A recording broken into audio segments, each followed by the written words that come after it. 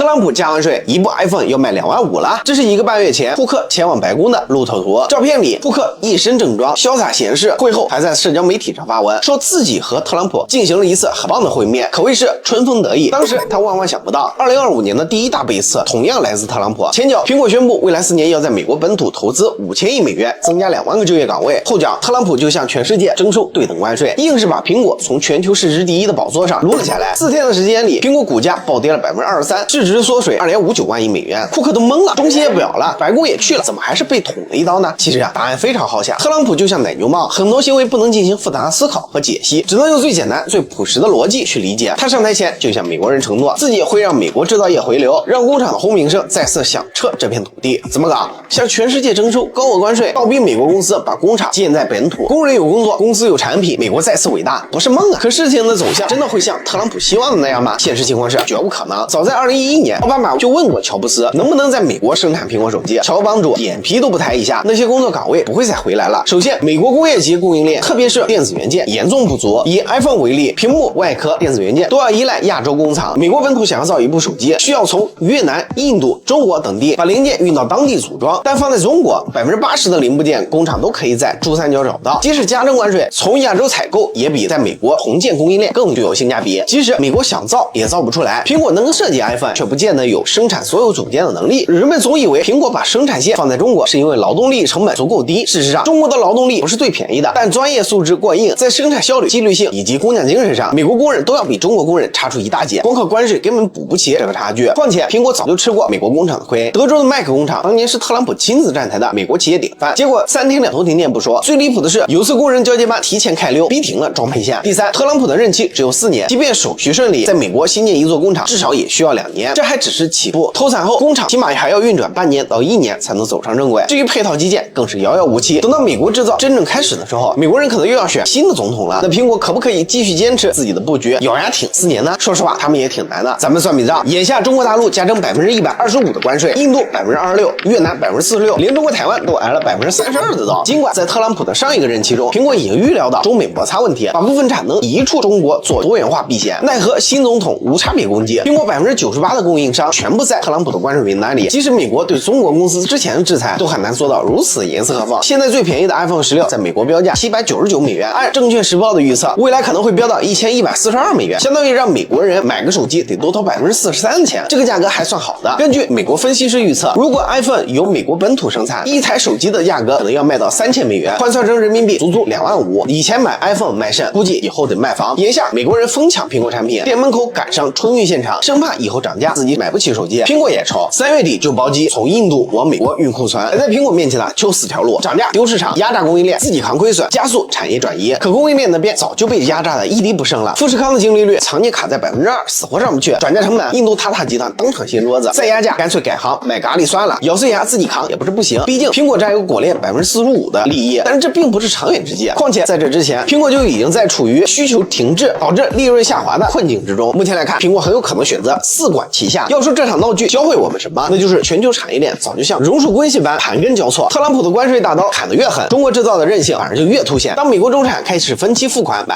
iPhone， 黄牛囤貨囤到资金鏈斷裂，蘋果市值從3.88萬億美元峰值跌破3萬億美元關口時，鄭州保稅區的海關人員可能正在淡定的給新到港的 iPhone 16貼入網許可證。這場21世紀最昂貴的政治真人秀，終將證明用關稅對抗市場規律，就像用勺子舀乾太平洋，姿勢很猛，效果很感人。